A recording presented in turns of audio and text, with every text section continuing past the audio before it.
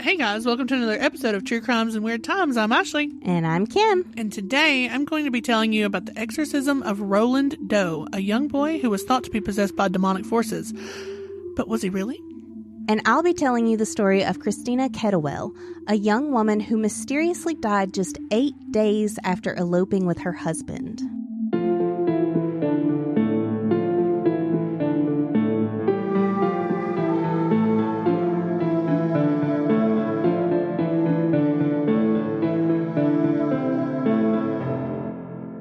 Roland Doe, which was actually a pseudonym used for this young boy, they didn't use his real name, and we're not 100% sure who he is, was born into a German Lutheran family in Cottage City, Maryland.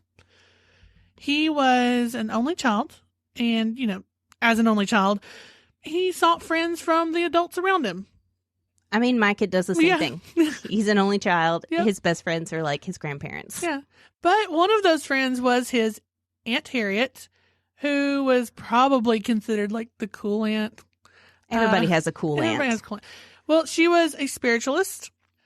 She claimed to communicate with the dead. And she was actually the one who introduced Roland to a Ouija board when he showed interest in it at one time.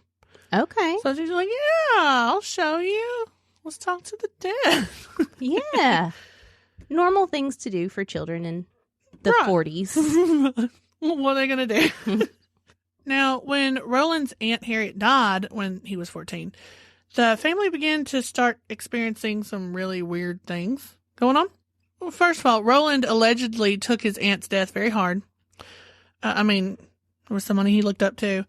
And he actually started using a Ouija board to try to communicate with her. Okay. Now, some sources said this is probably where everything began. I mean, it would make sense. Yeah, as stories do with Ouija boards. In January of 1949, the family began to hear like strange scratching noises through the house. They originally thought maybe it was an animal infestation. They even called exterminators to come out and take care of it. There was obviously nothing. But then it kind of started moving on to other strange noises. Furniture started moving. His bed would shake. Objects would fly or levitate anytime Roland was around. Then by February, there were also claims of words starting to appear underneath Roland's skin. Underneath his skin? Like scratched onto his skin. Oh. And he would start displaying unnatural strength and episodes of just cursing and screaming and just outbursts. Mm-hmm. So by that time, the family's like, okay, well, maybe he's possessed by a demon. Yeah. Pretty easy conclusion to come to, I'd say. I would think so. So the family first got in touch with their pastor Schultz. And, he was interested in parapsychology. This got his attention. Hey, something weird's going on. He had arranged for Roland to spend the night in his home so he can kind of see what's going on. He claimed to see furniture moving, objects moving.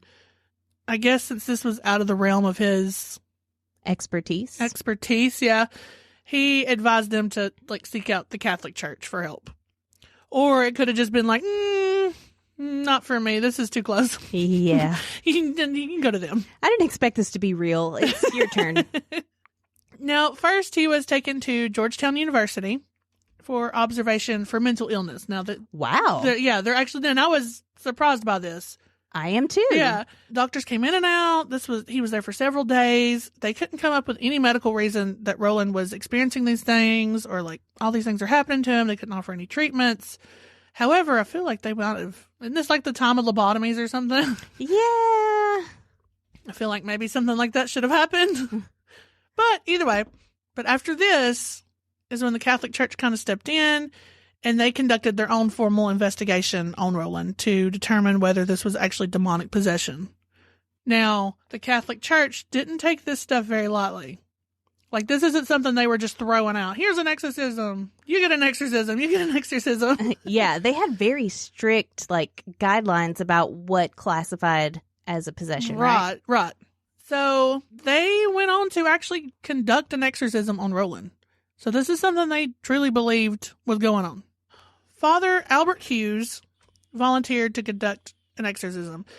Now, the thing about Albert Hughes is that he was a younger priest, Typically, they like to use more seasoned priests who are older, been through some things, can take the time to, do it right. Mm-hmm. But Father Hughes was convinced that he was up to the task. He could do it. I feel like he's not going to be up to the task. According to the story, no. So during this exorcism, just as Father Hughes began to recite the ritual, Roland had somehow slipped out of his restraints and broke a bed spring from the bed and slashed at the priest. Now he got him right in the shoulder and allegedly all the way down to his wrist. Wow. Yeah. And apparently the wound needed over 100 stitches. Wow. Yeah. Also, according to the story, Father Hughes had a nervous breakdown and resigned from the assignment, which that might be enough for me. I don't know. The Catholic diocese, with the family's permission, then transferred Roland to the Alexian Brothers Hospital, which is just outside St. Louis, Missouri, for yet another exorcism. Now, this time, Father William Bowdern was assigned to exorcise Roland, and he had help from 2 other priests. Now, assisting Father Bowdern was Raymond J. Bishop and Walter Halloran. Now, from what I read, Father Halloran was there to just kind of take notes. I mean, he was assisting in the exorcism, but, he made notes. He has a diary. Bowdern has a diary of, the events, if you want to look them up online. And Father Bishop was there to help restrain Roland during the exorcism, but they were all 3 present. Father Bowdern was a more mature priest, kind of following the guidelines. He spent time studying and praying and fasting ahead of time per the Catholic guidelines for exorcisms. And I say that to kind of compare him to the first exorcism that didn't go so well.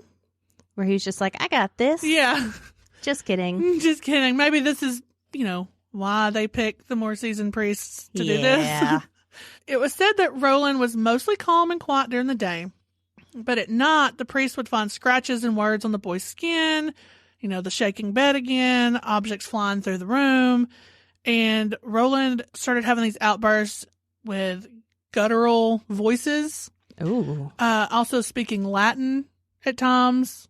The full possession stereotype. Yeah. It's happening.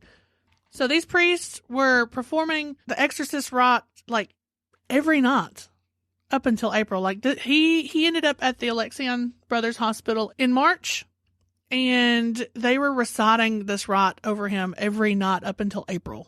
Wow. In fact, I read somewhere that he had been baptized while possessed and given Holy Communion even while possessed. They were trying to really force that demon out. They're really forcing that demon out here. But it finally ended in April. On this particular night, Roland shouted that, Satan would always be with him. But Father Bowdern actually laid out several crucifixes and rosaries and kind of medals and trinkets and stuff on the bed around him, and exclaimed that Saint Michael, who is the patron saint of people suffering from illnesses, would always fight for the boy's soul. Now, it was said that just minutes later after this, Roland came out of his trance and simply said, he's gone. Oh. Yeah. He also said that he had a vision that St. Michael had battled Satan on a large battlefield and vanquished him. Well, that's a good sign. Yeah. Now, it was said that after this, all these things the boy had been suffering, all these manifestations, everything, it never happened again. And Roland didn't really remember anything about the possession itself. And he went on to have a normal life afterward. Okay. And that was the end of it.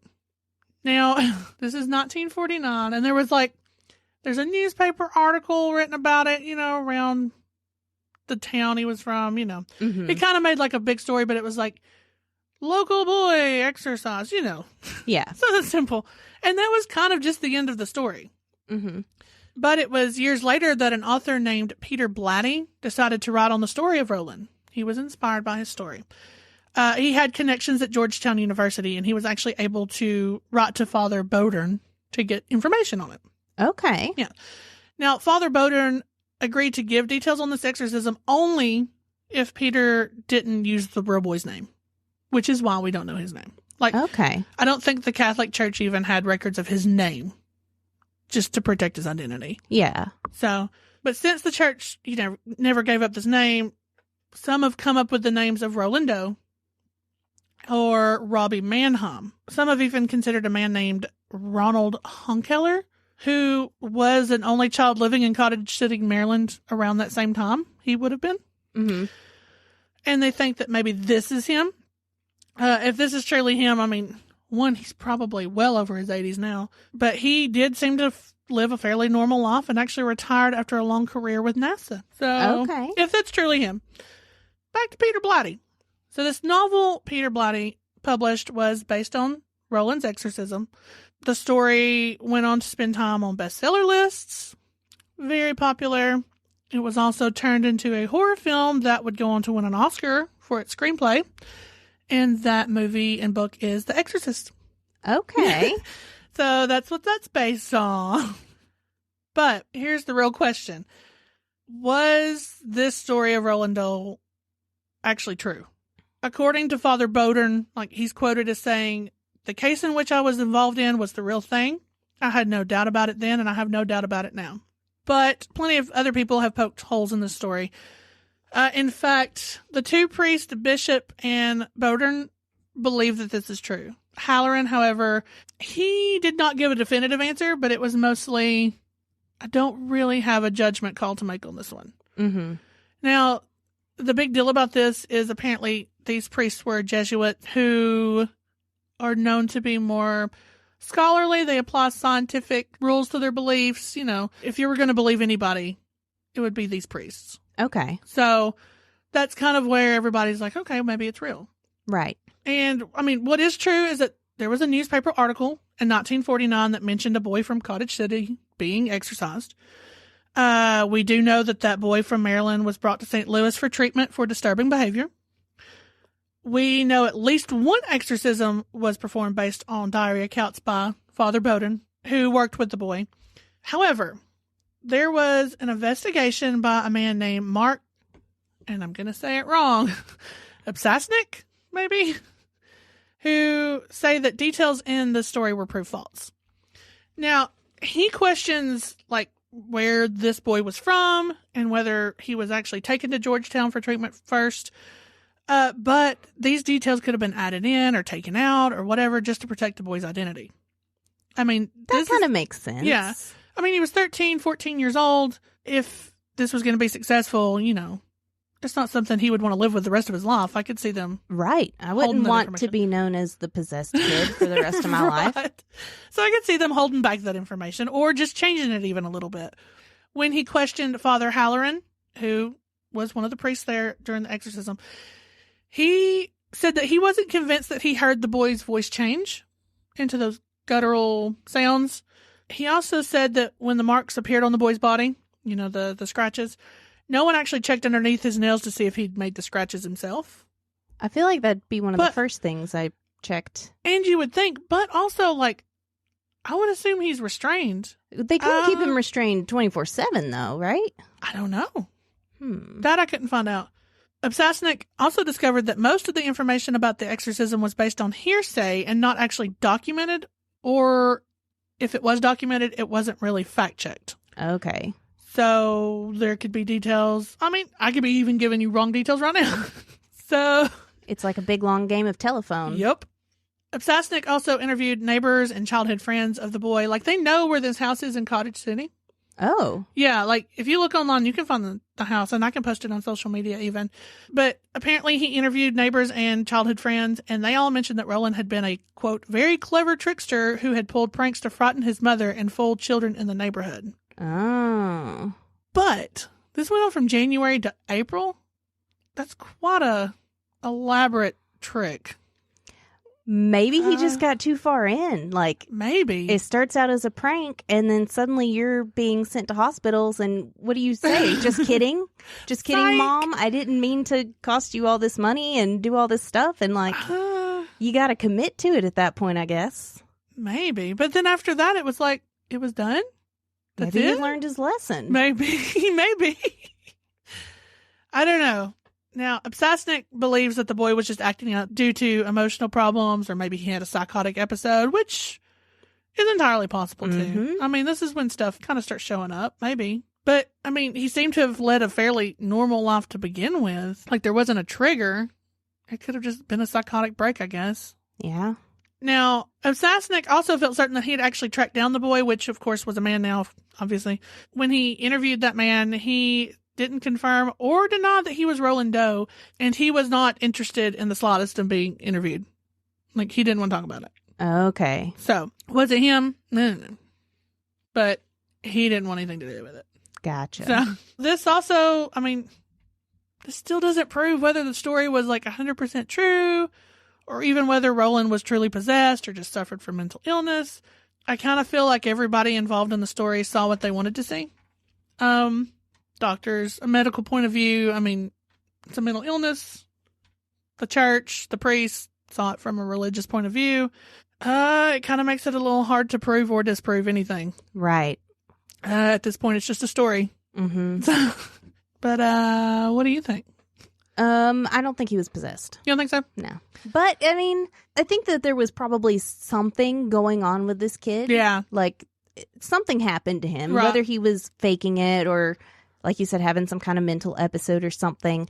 Yeah. But I think that the people involved believed that they were performing an exorcism, probably. Yeah, probably. And then it kind of happens like the fish story, you know? I caught a fish, it was this big. No, it was this big. No, it was this big. Right. Also, and it, again, maybe it's because it's been told so many times in different ways over, decades. There's not a lot of proof except for diaries, from these priests.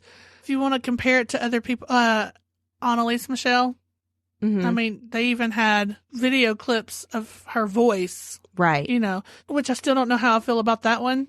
I think it's just the lack of proof. Maybe. I'm not feeling this one. Yeah. But who knows?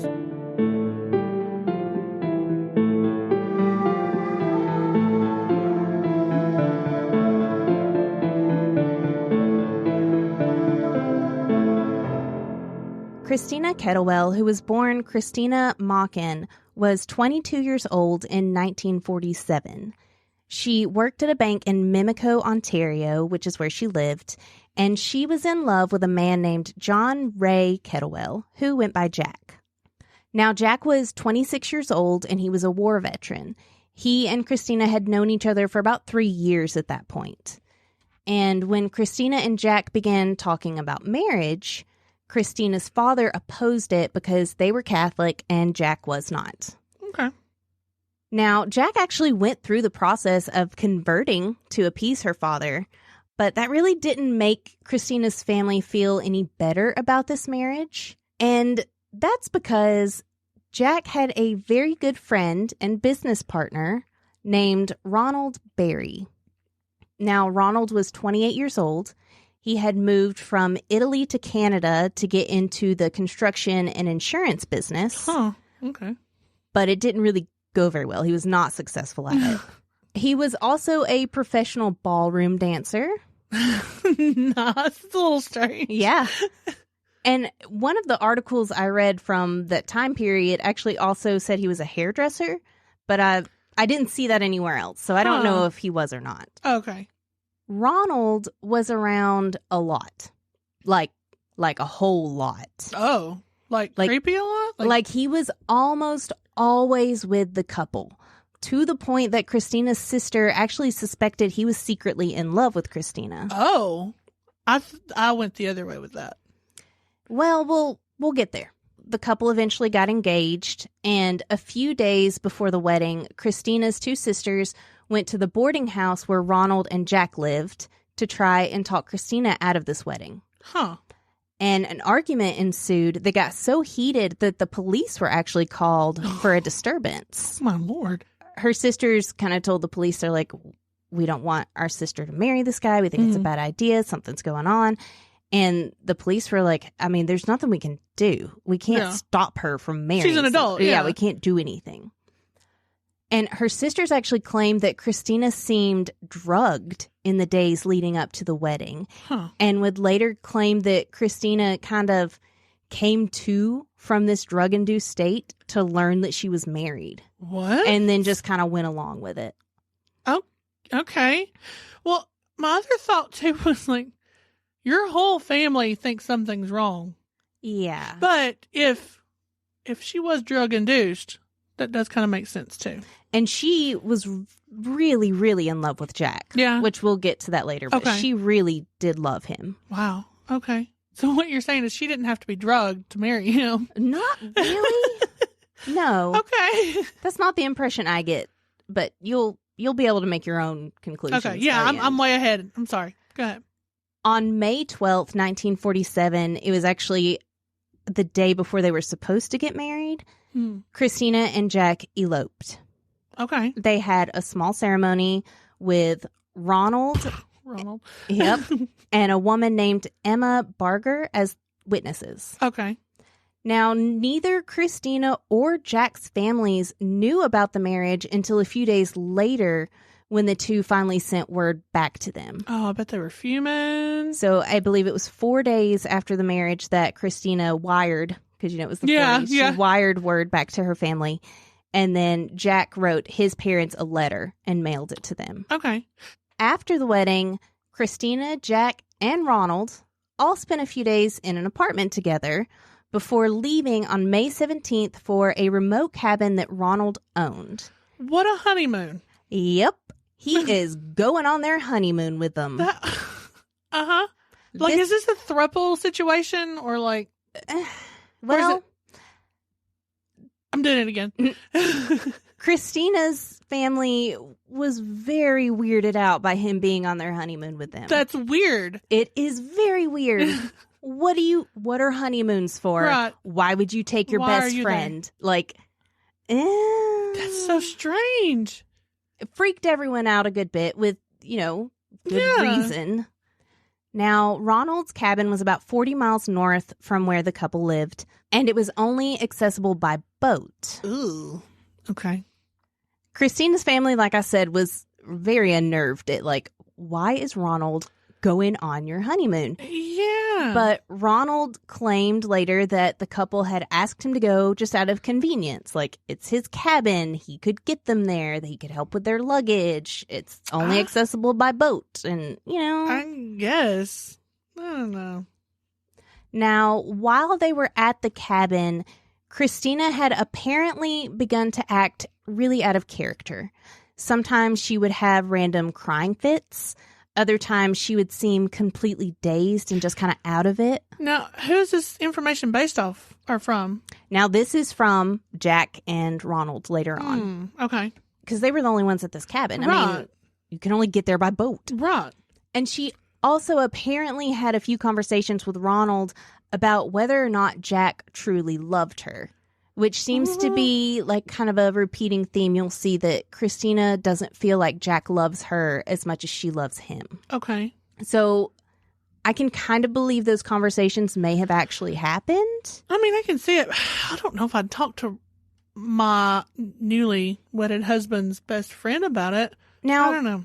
Christina and Ronald were clearly friends too. I mean, they all got along, but it's still very strange. Yeah. On May 20th, Ronald went out for a few hours in the morning to go sunbathe by the river. Okay. And when he returned around noon, he found the cottage on fire. He rushed inside and he found Jack just completely disoriented with a head wound and just burns all over. Oh, God. So he drug his friend outside and he went back to search for Christina, but he couldn't find any sign of her. She wasn't in the cottage. She wasn't answering outside. He couldn't find her. Okay. So he knew Jack needed to get to a hospital. He was burned. He had a head injury. He had to get him to a hospital. So rather than stay and search for Christina, he loaded Jack up into a boat, took him back to town where he drove him to the hospital. Uh-huh. And at the hospital is when they discovered that Jack had also been drugged. Huh. Did they know from what? Or just he was drugged? I never found any sources saying what he was drugged with, but there's some suspicions. We'll get to that. Okay. Now, it took just an hour for the cottage to completely burn down. Oh, my God. Despite attempts to extinguish it. I mean, there were firemen there trying to put it out. Wow. But in just an hour, it was gone. But it took several hours for anyone to find Christina. It wasn't until that evening that a man named Neville Sweet, who owned a boathouse nearby, discovered Christina's body on the bank of the Severn River. Oh. She was found in 9 inches of water, just 150 feet from the cottage. Okay. Now, her body had no signs of burns or violence. Like, nothing had happened to her. It was like she had just walked down to this river and died. Oh my God. Okay. The cause of death was drowning. She drowned in 9 inches of water. That's weird. That's spooky. So, on the surface, this case is definitely weird. Yeah. Like you said, it's very weird. But it's about to get very complicated. Oh, good. Because every new piece of information just, like, raises more questions. And it boils down to there's really only 2 plausible theories of what happened at this cottage. Okay. And there's evidence to support both theories. Oh, man. Okay. Every time. After Christina's body was discovered, an autopsy was performed that found traces of codeine in her stomach. Huh. Now, codeine is a narcotic, and it's used to treat pain and reduce coughing, and that could be what Jack was drugged with as well. Okay. But like I said, I never actually found any sources that knew what he had been drugged with or said what he'd been drugged with. Okay. Right. But that could also potentially explain how she drowned in only 9 inches of water. No, if that she makes was sense. drugged, I mean, or took them herself. Right. It wouldn't take much. But Christina's family found it very strange that there were no scrapes or injuries or marks on her feet, which you would expect after walking down through thick brush down to the river. Especially if she was under the influence of drugs. She would have been stumbling and tripping, and how would she not have scratched up her feet walking down there? All right. To add to that suspicion, one of the firemen who had been attempting to put out the fire claims that he had gone down to that exact spot to fetch water, and he didn't see her body there at that time. Oh. Which, I mean, the fireman, maybe he was mistaken. Maybe he was frantic and just missed it. But the adrenaline rush and not paying attention. I mean, people walk over bodies. Yeah. I mean, it happens. I mean, when they're looking for them. So, I mean. Then to make it even more complicated, there were also 3 suicide notes written by Christina that were turned over to the police. Okay. In the first note, which was addressed to Ronald, Christina talks about, quote, the uncertainty of receiving a proposal from Jack. She goes on to say, this will be the best way out, as I cannot bear to see another girl have him. Uh-huh. So basically, this letter was written about 5 weeks before the wedding. It was before his proposal, which is why she's saying, I don't know if he's going to propose. If he's not going to propose, I'm just going to kill myself because I can't stand to see him with another girl. Right. Who handed over those letters?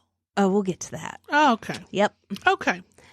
Jack later said that he remembered Christina being sick that day. I mean, I guess the letter was dated. Oh, okay. And so they asked him about it, and he says, I remember her being sick that day, but I didn't know she'd left a suicide note. I mean, obviously she didn't kill herself, but I didn't know anything about this. I had no idea.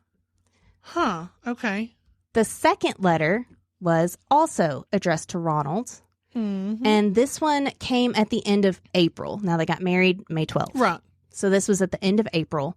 And in this letter, she explains that it was her intention to kill both Jack and herself via poisoning. Oh, okay. She wrote, when you love someone, you really love him, and I know there's no one for me but Jack. And if I cannot have him, I do not intend anyone else to. Okay. I waited, as you might say, in the hope that Jack would ask me to marry him, but I now realize I'm just a passing fancy. So she still has not been proposed to, and at this point she's like, if he's not going to marry me, I'll just take both of us out because I can't stand to see him with anyone else. Okay. The wheels are turning. But obviously, Yeah. she didn't go through with it or it didn't work. Either way, that didn't happen at that time. Yeah. The last note was written the day before she died. Okay. This one, however, was addressed to Mrs. Thomas, who was a woman who owned a house that Christina and Jack had stayed in for a little while.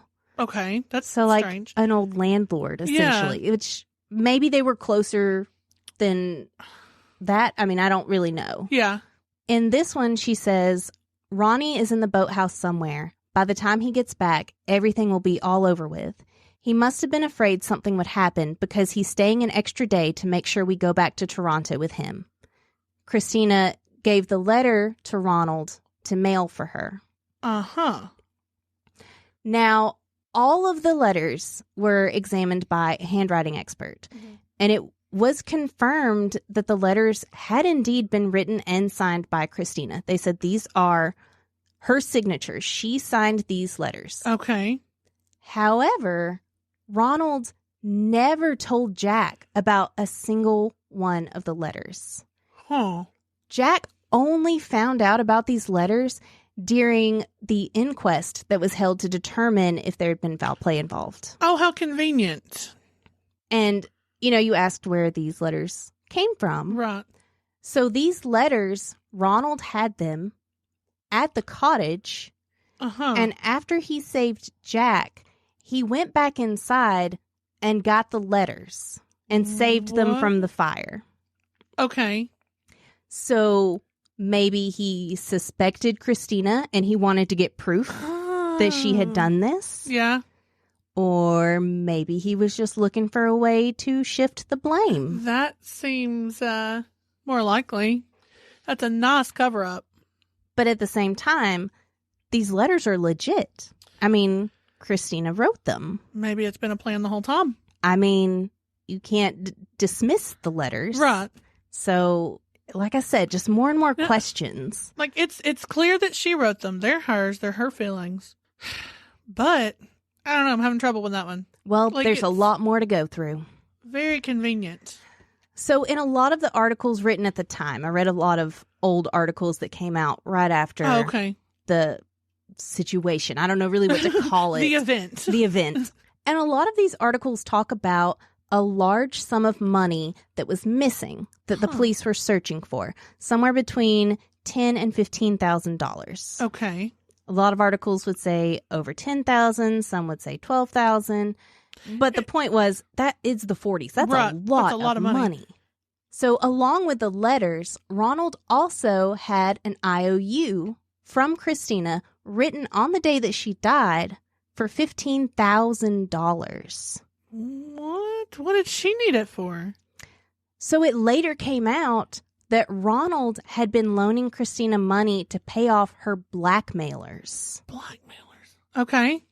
Now, I could not find a credible source on my own about what Christina was being blackmailed for. Okay. So I did read on one forum, so I'm not going to say this is true because this is what Right. someone else said they found. I couldn't find it myself. It may Yeah. not be real. Okay. But it's the closest I could get to a legitimate answer. Okay. So this person said that Christina had actually been raped by a group of men, Mhm. and they were demanding money from her in order to not tell her father. Oh. Because, you know, in those days, you were used goods. You were never going to Yeah. get married. It was a big deal. And What if it was to keep them from telling her husband? it could have been that too. And then that would make more sense on why was she suicidal? Why was she Right. so anxious to get married? Why was she so worried that he didn't love her? Mm-hmm. Hmm. But like I said, I don't know if that's what she was really being blackmailed Right. about. No, but that would make sense. Yeah. And there's no way that Christina ever would have had the money to pay Ronald back. Not Yeah. $15,000 working at a bank. Right. But Ronald told police that he never expected her to pay him back. He said that he gave her that money because they were friends, because he wanted to help her, and he didn't expect that money back. That's awful friendly.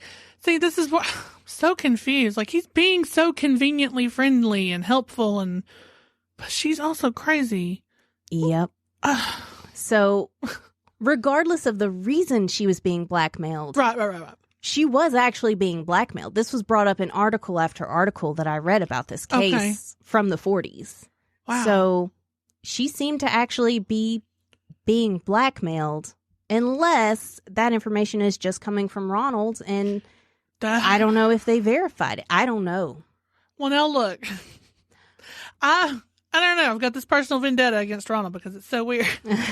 But like, what if he's just like, yeah, I gave her $15,000 because she was being blackmailed, but really, he just wants the police to find him $15,000 so he can have money on top of killing Christina. Well, that's not a very far-fetched theory. We'll get to that, though. But at the same time, there was a couple of articles that seemed very contradicting on what was going on with this money. Oh, okay. Because there were a few from the time that said Christina had actually somehow paid him back $12,000 already. Uh-huh. And he didn't know where she had gotten that money to pay him back. He thought maybe the blackmailers felt guilty and gave the money back to her, or I don't know, but he claims that she gave it back to him. But then they're also talking about looking for the entire $15,000 and her writing the $15,000 IOU. So did he then give the $12,000 back again? Like, did he give it back to her a second time? Or did she never give it back to him the first time? Or okay. There's a lot of confusion with this money. Yeah. That's weird. Okay. And like I said, $15,000 would just be a lot of money today. So given all of this evidence, if Christina was being blackmailed, it would only have added to her mental health crisis, especially if she's being blackmailed for the rape reasons that we talked about, especially if it's that. So given this evidence, it's entirely possible that Christina did drug both herself and Jack. She could have hit him over the head in an attempt to knock him out. She could have set the fire, then wandered down to the river in this drug-induced state where she fell in the water and drowned. She maybe passed out in the water, maybe she was too incapacitated to get up, or maybe she just didn't want to get up as she was obviously suicidal. Right. I mean, yeah. I'm not ruling out the possibility. It makes a lot of sense. It does. But before we really marry that theory, let's talk about Ronald and Jack. Please do. I need to know all about this. By June 19th, an inquest had began to determine whether or not Christina's death involved foul play. Mm-hmm. Now, the inquest is held in a courtroom with evidence presented on both sides. It's not a trial. Right. But it's like a trial. Right. And most of the following information didn't come out until the inquest when evidence was being presented, which, like I said, is when Jack first heard about the suicide notes.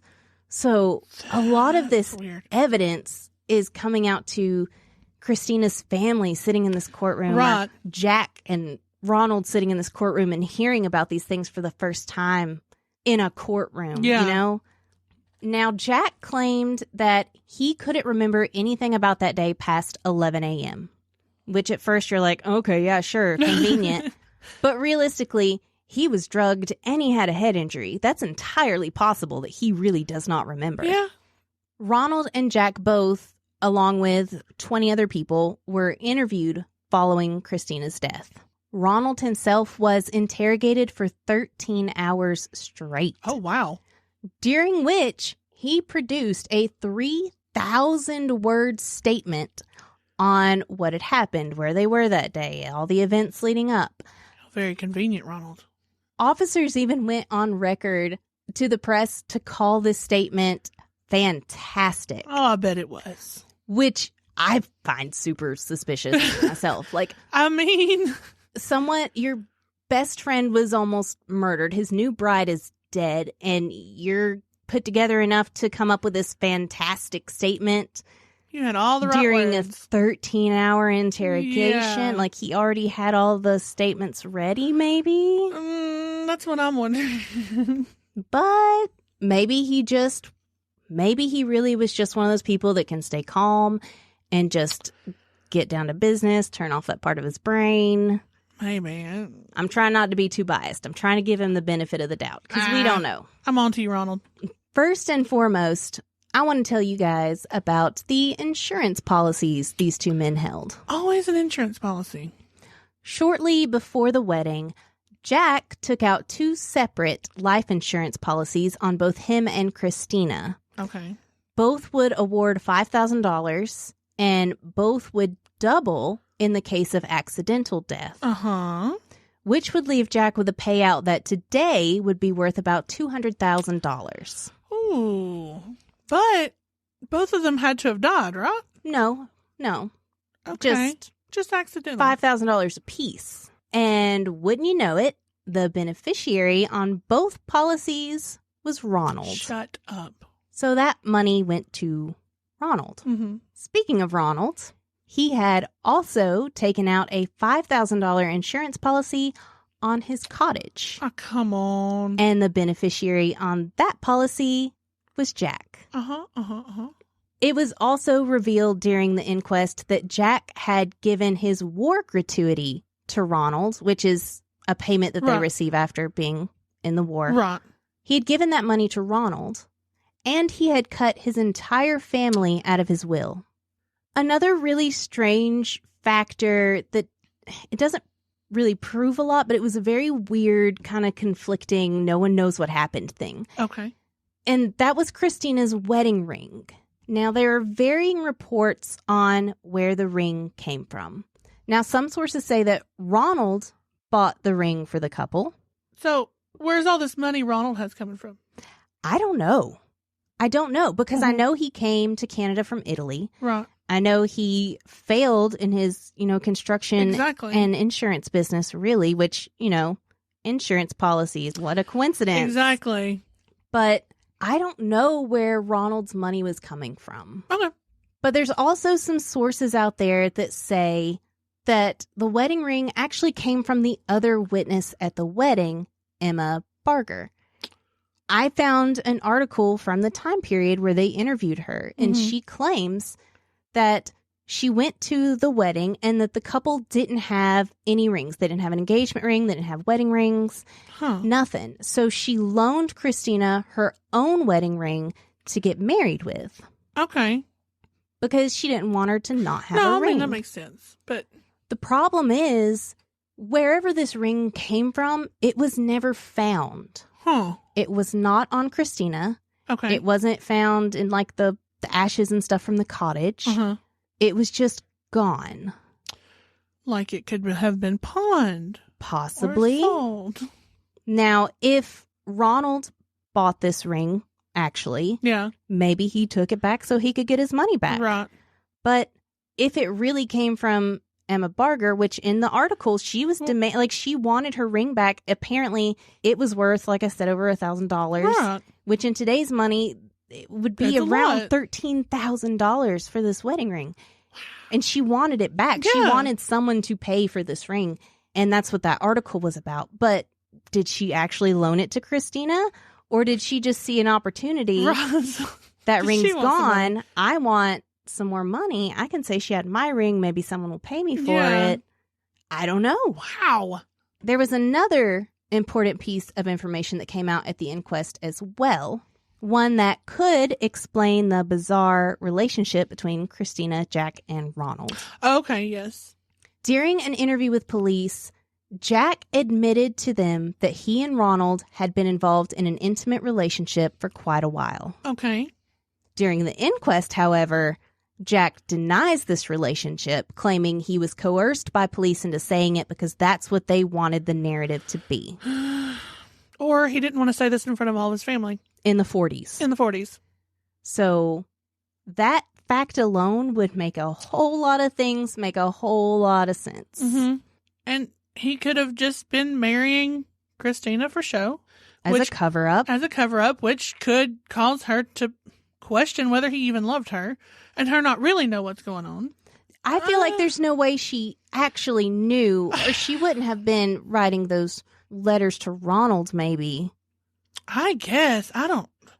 She could have truly loved him and knew the truth and knew it wasn't going to happen.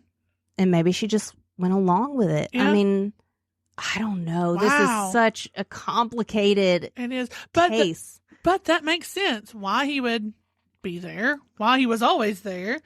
Why he was giving him money. Why he was... And I read in several places that Ronald was really the one who kind of orchestrated the whole elopement in the first place. Like, he made this wedding happen. Huh. So, did the two men set up the marriage as an insurance scam and cover up for their secret affair? Could they have drugged Christina, set a fire, faked the head injury? Well, not fake the head injury, but, you know, the head injury, make her look guilty, and then drowned her in the river? But if we go with that theory, then what about the suicide notes? I mean, were they real? Was she forced to write them? Or were they just convenient for Ronald to pull out and use? I feel like they were a convenience because she wrote them. Yeah. They're hers. I think it was convenience. Ultimately, the inquest was unable to come up with a definitive decision on whether or not foul play was involved. Yeah. Which apparently means the case was just not pursued any further. The 40s. That was it. Yep. Like, was this a murder? I don't know. Okay, we're done. Have a great day, guys. And the story being as big as it was at the time, because it was a big story, led to some really weird following cult thing happening with this case. I don't know if cult's the right word, but like, people would line up outside the courthouse. I mean, it was packed every day anyway. Well, yeah. People would line up outside the courthouse to get Jack and Ronald's autographs. What? Yeah. That's strange. 3 years after Christina's death, Jack remarried and started a family in the same house he once shared with Christina. Oh. And eventually he moved his family across the street. And after he passed away, his son, Richard, and his wife lived in that house. They may still live there. The last article I saw was from 2017. Oh, okay. So I don't know if they still do or not. But at that point, they did. Yeah. But Jack never told his children about Christina. Huh. In fact, they didn't find out about the whole thing until his daughter Sharon came across some articles about it while researching family history at the library. Oh, no. And she didn't find those articles until 1992. Wow. By that time, Jack was already older. He was in declining health, and they decided to just not bring it up with him. So they never asked him about it. Dad. Right? I don't know if I could keep my mouth shut. I would had to have asked him. But, I mean, maybe declining health actually means he was in early stage dementia. That's true. I don't know. But Jack passed away in 1998. Oh, wow. Okay. Ronald kept in contact with Jack for some time after the incident. Yeah. Before moving to New York in 1956. He left behind a Pekingese dog named Ling for Jack's then 2-year-old son, Richard. And the family never heard from him again. Huh. Like, he just disappeared. That is weird. Moved to New York and was just gone. Well, I'm sure you could hide better in New York. To this day, no one really knows what happened to Christina, who became known as the 8-Day Bride. Yeah. Was she suffering from a mental health crisis and she took her own life after attempting to take her husband's? Or was she set up and murdered by her new husband and his secret lover for the insurance money? What if it was just it was just a rough day for everybody? Right. Like maybe it was just like everything coming together and the planets aligned. She freaked out. Maybe she found out about him. But then there's no signs of violence on her body. Like I said, she was not injured. That's the weird part. She was not forced into that water. She was not hurt in any way. She was just laying face down in 9 inches of water where she drowned. But she definitely had drugs in her system, as did Jack. And she had threatened in her note from April to poison both of them. Maybe Ronald tried to get rid of both of them. Maybe, but he's the one who saved Jack. He could have claimed he just didn't make it back in time, and Jack was already dead. But if he was in love with him, I mean, if they were together, maybe he couldn't go through with it, or maybe that was his plan the whole time. Get rid of Christina. I'll have Jack all to myself. That's true. But then why leave? Unless, who knows? Maybe they were together, and maybe he was like, he saved him, and that was the whole plan. And then Jack was like, I gotta go get married. I mean, yeah, Jack did get remarried just a few years after. And maybe that hurt him and he moved on. But I don't know. That's so weird. So let us know what you think. Did Christina kill herself, or was she murdered by her new husband and his possible lover? Or just Ronald. Ronald, bud. It could have been all orchestrated by Ronald. He could have been the sole perpetrator. But then the insurance money, if you go with that theory, Jack took out just as many, more insurance policies than Ronald did. Sure. Oh, who knows? Oh, man, that's a weird one. I'm going to be thinking about that one for a while. Thanks for listening. Like us on Facebook at True Crimes and Weird Times Podcast. Follow us on Instagram at True Crimes Weird Times. Email us your stories at truecrimesweirdtimes@gmail.com. Can't wait for the next episode? Check out our Patreon for bonus episodes and more. And if you enjoyed the show, make sure to subscribe and leave a review. Bye!